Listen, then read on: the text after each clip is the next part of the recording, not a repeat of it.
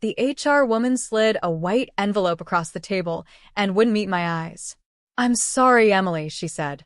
"Effective today." That was it. 10 words that cut my life in half. I stood up, hands shaking, and walked out of the glass office in downtown Columbus, Ohio, past coworkers who suddenly found the floor very interesting. I made it to the parking garage before my legs gave out. I sat in my car, staring at my steering wheel, trying not to scream. I called my husband. "Hey," I said when Mark answered. My voice cracked. "I just got fired." There was a pause. Then he laughed. Not a nervous laugh. Not shock. A real laugh. Loud. Sharp. Like he'd been waiting for this moment. "Wow," he said between chuckles. "I told you that job was a joke." My chest went tight. "Mark, I was laid off. I didn't do anything wrong." "Sure," he said. "Maybe now you'll finally listen to me." I asked him what he meant, but he had already hung up. I sat there for a long time, staring at my phone, feeling smaller than I ever had. I didn't know that 3 weeks later, one mistake I made, just one, would rip the mask off my husband and expose the darkest thing about him. And when it did, there was no going back. Before I tell you how I got there, stay with me. If you've ever trusted the wrong person, if you've ever been laughed at when you were already broken, please like this story, watch till the end, and subscribe. What happened next almost destroyed me. My name is Emily Carter. I'm 32. I grew up in Dayton, Ohio, in a small blue house with peeling paint and a swing my dad hung from the oak tree out front. My mom worked nights at a hospital. My dad fixed engines in our garage. We didn't have much, but we had dinner together every night, no phones allowed. I believed in hard work. I believed in love that showed up when things got ugly. When I met Mark, I thought I'd found both. We met at Ohio State during a group project. He was charming in a quiet way. Smart. Confident without being loud. He walked me home after late classes. He remembered how I took my coffee. When my dad got sick during my senior year, Mark drove 3 hours with me every weekend without complaining. We got married at Goodale Park, under white lights and tall trees. My mom cried through the whole ceremony. Mark squeezed my hand and promised, "I'll always take care of you." For a while he did. I got a job as a project coordinator at a logistics company. It wasn't glamorous, but it paid well, and I liked my team. Mark worked in sales. We bought a modest house in the suburbs. Sundays were for pancakes. Fridays were for movie nights. I thought we were solid. Then little things started to shift. Mark began asking more questions about my job. Not curious ones. Sharp ones. "How much did you make on that bonus? Who's your boss again? Do you really need to stay late? Or is that just what you tell me?" I told myself he was stressed. Sales was hard. People say things they don't mean. The week before I was fired, I noticed he had started checking my phone. He said it was a joke. He said trust meant transparency. I didn't argue. I had nothing to hide. The day I lost my job, I went home early. Mark wasn't there. I sat at the kitchen table with the envelope still unopened, like if I didn't read it, it wasn't real. When Mark finally came home, I told him everything. About the layoffs. About how my whole department was gone. That's when he laughed. I asked him why. He leaned against the counter, arms crossed. "Because now we can stop pretending," he said. "Pretending what?" I asked. "That you were the smart one," he said. "That you were better than me." That night, he slept on the couch. Not because we fought. Because he said he didn't want to comfort failure. I cried in the bathroom with the shower running, so he wouldn't hear me. The next few days were a blur of job applications and polite rejection emails. Mark started paying the bills for now. He reminded me of it every chance he got. "You owe me," he said when I asked for grocery money. "I'm carrying you," he said when I mentioned feeling useless. "Don't mess this up," he said when I talked about interviews. 3 weeks after I was fired, I made my biggest mistake. I logged into our shared laptop. I wasn't snooping. I was trying to upload my resume. My email was logged out. Mark's was open. An email subject caught my eye. Next steps, as discussed. It was from a woman I didn't know. I told myself to close it. I told myself trust mattered. I opened it anyway. What I read didn't just hurt me. It scared me. My hands started to shake. My mouth went dry. The room felt too small, like the walls were moving closer. I heard Mark's car pull into the driveway. I didn't have time to think.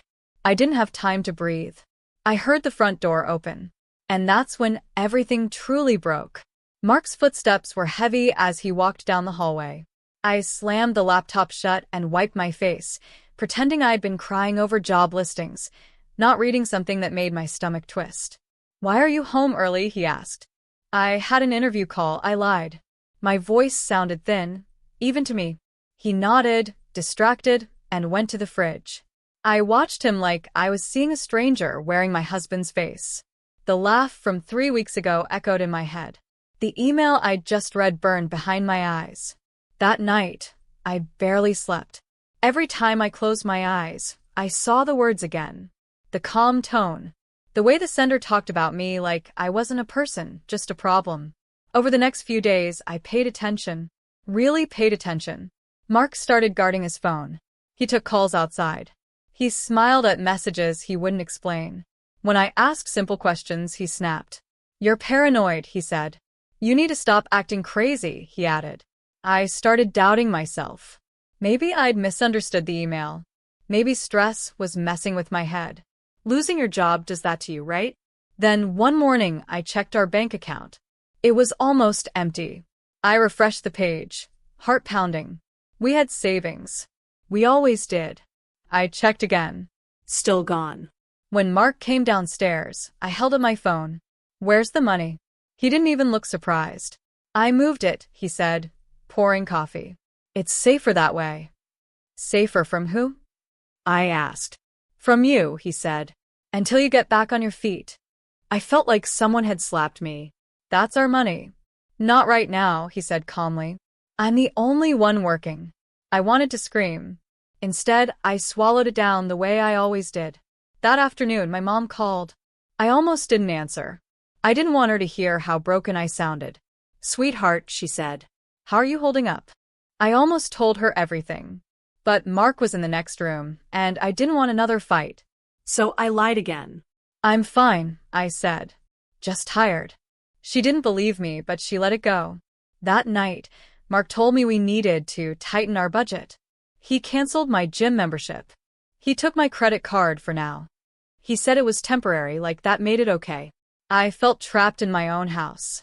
2 days later, I made another mistake. I followed him. He said he had a late meeting. I waited 10 minutes, then grabbed my keys and drove after him, my heart racing like I was doing something wrong, like I was the one betraying him. He didn't go to his office. He went downtown, parked near a cafe. I watched from across the street as he walked in. And then I saw her.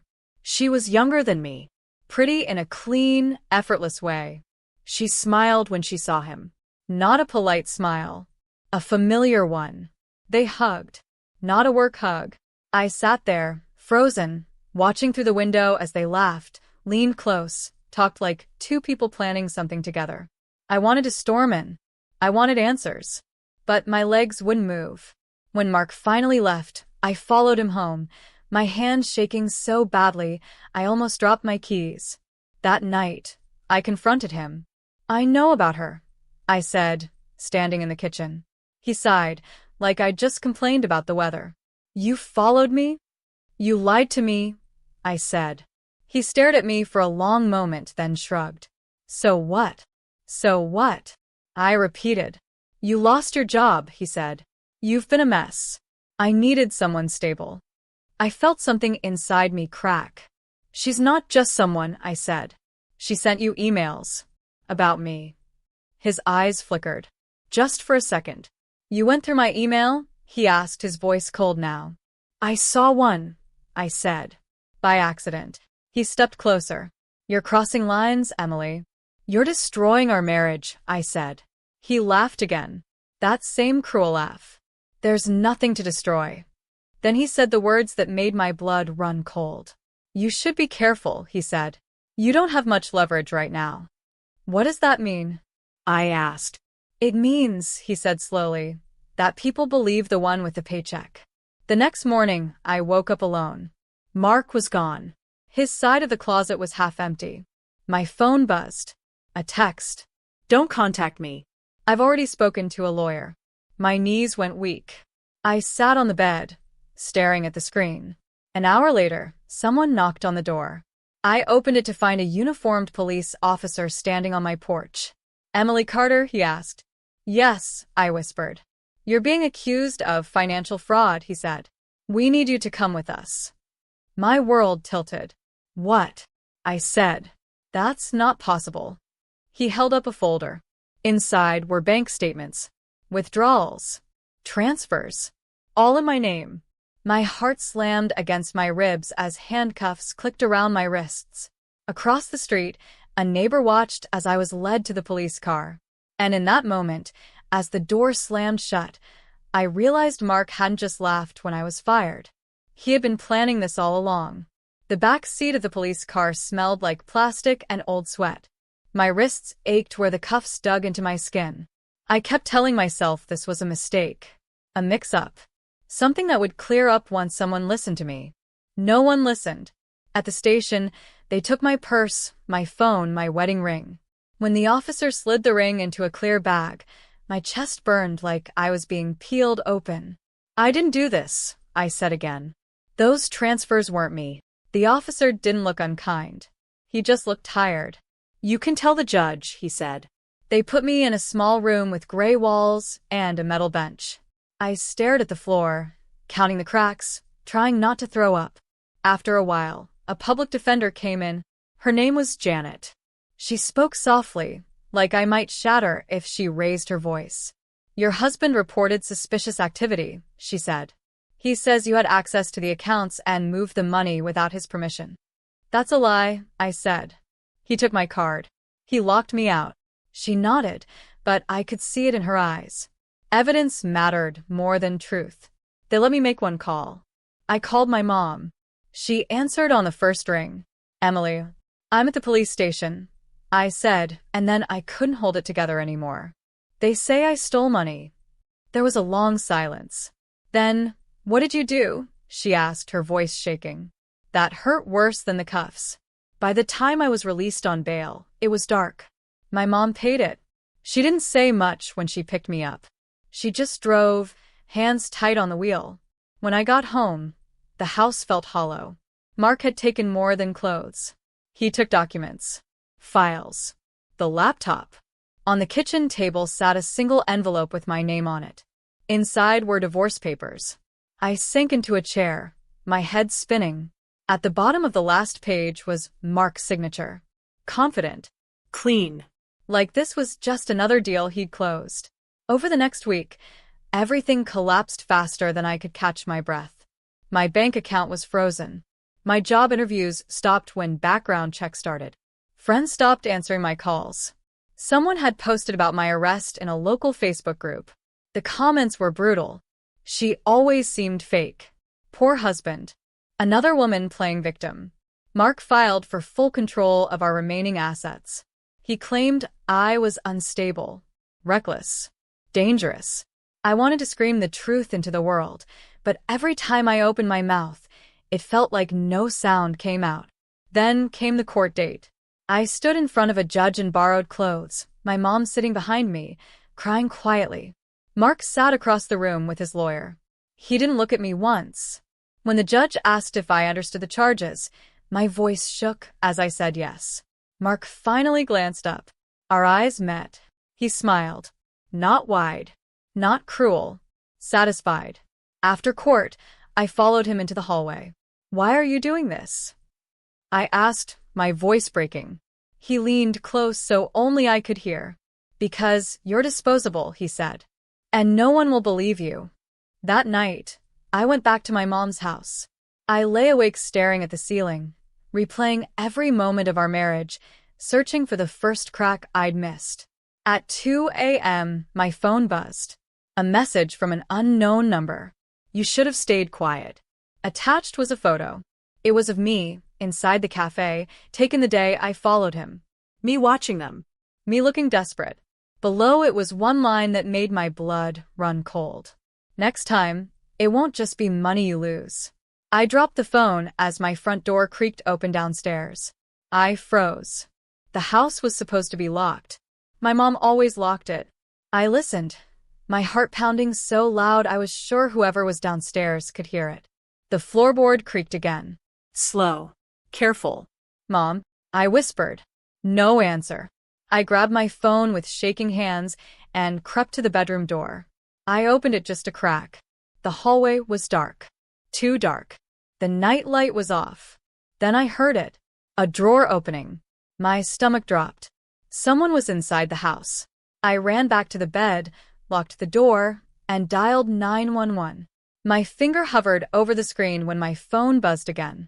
Another message. Same unknown number. Relax. I'm not here to hurt you. Tears filled my eyes. I clutched the phone to my chest, trying not to sob out loud. Then my bedroom door rattled. Emily, a voice said softly. It was Mark. I didn't scream. I couldn't. My whole body went numb. How did you get in? I whispered through the door. You left a window unlocked once, he said calmly. I remembered. The doorknob turned. The lock clicked. He stepped inside like he belonged there. Like this wasn't my childhood bedroom. Like I wasn't shaking in front of him. You can't be here, I said. I'll call the police. He smiled. You already did. Remember? They don't trust you. He held up his phone. On the screen was my 911 call screen cut off. You think I didn't plan for this? He said. You think I'd come without protection? I backed up until my knees hit the bed. Why are you doing this to me? Because you saw something you weren't supposed to, he said. And because you forgot your place. He walked around the room, touching my old things. My trophies. My books. You know what happens next? He asked. You stay quiet. You sign the papers. You plead guilty. And I walk away clean. I won't, I said, even though my voice was barely there. His smile faded. Then you leave me no choice. He pulled something from his jacket. Not a gun. A small recorder. I came to give you one last chance, he said, setting it on the dresser. But now? Now I need proof. Proof of what? I asked. He stepped closer. Too close. That you're unstable. I tried to move past him. He grabbed my arm. I cried out. At that exact moment, my mom's voice shouted from downstairs. Emily. Mark let go instantly. He stepped back, hands up, face twisted into fear. My mom burst into the room just as Mark stumbled backward and hit the wall. She attacked me, he yelled. She lost it. What? My mom screamed. Mark pulled out his phone and pressed a button. The recorder played back my sobbing, my shaking voice from seconds earlier, cut and twisted to sound wild. Angry. Sirens wailed outside. Too fast. Way too fast. Police flooded the house. Mark pointed at me, clutching his arm. She assaulted me, he said. I told you she was dangerous. I tried to speak, but 2 officers grabbed me. As they pulled me away, I saw my mom crying, screaming my name, while Mark watched from behind them, calm, steady, already winning. And then I heard the words that made my blood run cold. We're placing you under arrest for domestic assault, the officer said. The cuffs snapped shut again. And this time, Mark didn't laugh. He smiled. Jail is loud even when no one is talking. The cells smelled like bleach and fear. I sat on the metal bench, knees pulled to my chest, replaying Mark's smile over and over. He had planned every step. The money, the emails, the timing, even the police call. I finally understood the title of my life. My biggest mistake wasn't opening the email. It was loving a man who needed to destroy me to feel powerful. 2 days later, my public defender Janet came to see me. Her face looked different this time. Focused. Sharp. Emily, she said quietly, did your husband ever record you before that night? Yes, I said. He brought a recorder. He twisted my words. She nodded. Good. That helps. I frowned. How? Because he made a mistake, she said. A big one. She slid a folder across the table. Inside were phone records, location data, time stamps, The recording he gave police? She said. It has embedded metadata. It proves it was edited.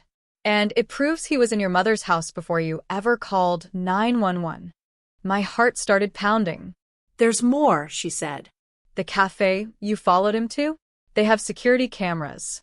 We pulled footage. It shows him meeting the woman multiple times during work hours, while he claimed he was at meetings. And the money? I asked, barely breathing. Janet smiled for the first time. The bank logs show the transfers came from his phone, his IP address. He moved the money, then blamed you. I felt something I hadn't felt in weeks. Hope. The court date came fast. Mark walked in confident, dressed sharp, arms still in a sling like a prop. He didn't look at me. He didn't need to. He thought this was over. When it was his turn to speak, he told a story again. About his unstable wife. About fear. About protecting himself. Then Janet stood up. She played the full recording. Not the edited one. The real one. The courtroom went silent as Mark's calm, cold voice filled the room. Ordering me. Threatening me.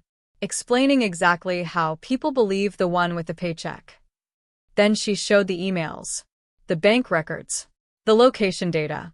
Finally, she played a voicemail Mark had left the other woman. One he forgot to delete. I'll be free soon, his voice said. She'll take the fall. Mark's face drained of color. For the first time, he looked scared. The judge didn't smile. Didn't frown. He just said, Mr. Carter, stand up. Mark was arrested in the courtroom. Fraud. False accusations. Evidence tampering. Domestic intimidation. As they put the cuffs on him, he looked at me. No smile this time. Just rage. 3 weeks after he laughed when I was fired, his darkest truth was exposed to everyone. The divorce was finalized fast. I was cleared of all charges. The money was returned. The house was sold. Mark went to prison. I moved back to Columbus. Started over. New job. New apartment. New name on the door. Some nights, I still hear that laugh in my head. But then I remember this. He thought I was weak because I trusted him. That was his biggest mistake. Because the woman he tried to bury? She stood up in court. And she watched him fall.